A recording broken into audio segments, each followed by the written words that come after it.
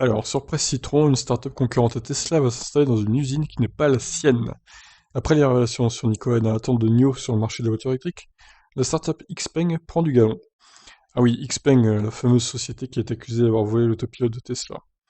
L'usine de production Xpeng à Guangzhou se précise, le constructeur chinois de voitures électriques a accepté un financement de l'ordre de 590 millions de dollars par le fonds de Guangzhou GET Investment qui lui permettra de concrétiser son nouveau centre où la marque souhaite également y loger son pôle de recherche et développement. Après son introduction en bourse, fin août à Wall Street, qui lui a permis de lever plus de 1,5 milliard de dollars, Xpeng va se concentrer sur la mise en place de ces nouvelles unités de production qui accéléreront son activité. Xpeng compte 2 modèles en production, un SUV et une berline, mais un troisième est dans les cartons. Dans un communiqué publié dimanche 27 septembre, il est expliqué que la startup Xpeng ne sera pas propriétaire de l'usine de Guangzhou, du moins durant les 7 premières années. En substance, l'investisseur chinois en question louera l'enceinte à une filiale du constructeur, puis, à l'expiration du bail, Xpeng acquérera l'usine. Sa mise en opération est planifiée pour décembre 2022. Pour le moment, sa seule unité de production se situe dans la ville de Xiaoqing, mais celle-ci lui permet déjà de produire ses exemplaires. Son SUV G3 par exemple a déjà été produit à 20 000 exemplaires depuis novembre 2018. La berline P7 dépassait les 2000 exemplaires fin août. On est loin des chiffres de conversation de Tesla, mais les choses s'accélèrent, d'autant plus que Xpeng vient de lancer son premier lot de 100 voitures en Europe, continent sur lequel la firme souhaite s'installer rapidement.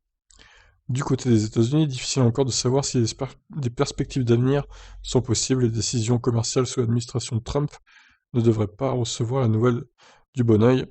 À voir ce qu'il en sera du prochain président nommé à la tête de l'État. Ah bah, si c'est de nouveau Trump, du coup, ça va pas changer grand-chose. En attendant, Xpeng s'est déjà établi sur le territoire. Parmi ses 3600 employés, des bureaux ont été installés dans la Silicon Valley.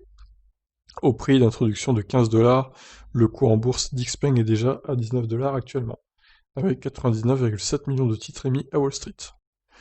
Xpeng évolue dans un marché en plein boom, mais le dernier bad buzz de son concurrent Nikola ne devrait pas jouer que dans le bon sens pour ces prochains mois.